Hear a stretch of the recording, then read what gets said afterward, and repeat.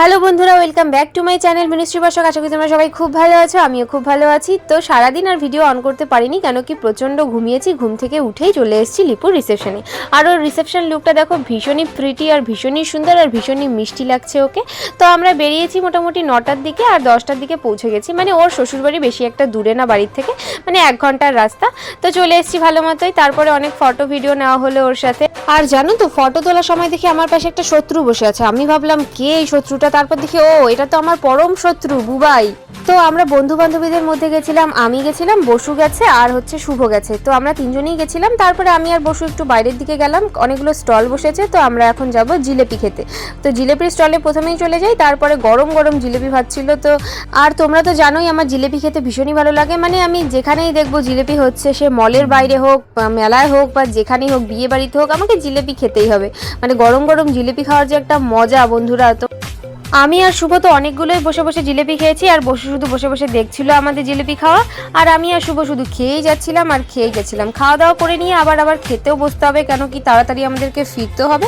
তো এখানে জিলেপি খাওয়া কমপ্লিট করে এখন যাই হচ্ছে একটু বাইরের দিকে। তো বাইরে অনেকটা সময় বসেছিলাম আমি আর বসু।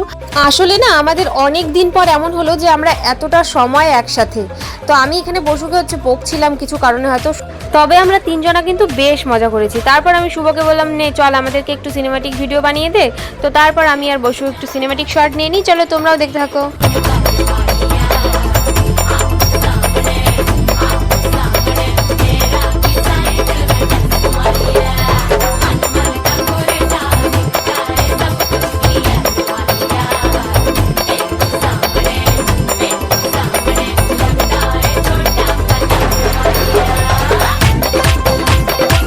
যেহেতু ইনি আমার পরম শত্রু, সেক্ষেত্রে আমার তো এনাকে ডিস্টার্ব করতেই হবে, তাই না? তাই ফটো তোলার সময় আমি যে রকমভাবেই হোক ওনাকে ডিস্টার্ব করেই গেছি। তারপর দেখছি না, ছেলেটা ভালোই কাজ করছে, শত্রু হলেও কাজ করছে, কাজ করার সময় আর ডিস্টার্ব করা যাবে না।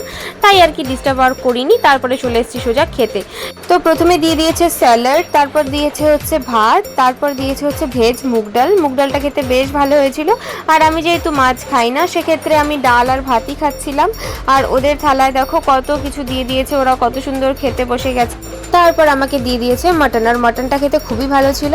তারপরে হচ্ছে খাওয়া দাওয়া করে আমরা বেরিয়ে যাই। তো আমি জল খাইনি জন্য বসু আমার জন্য জল নিয়ে এসছে।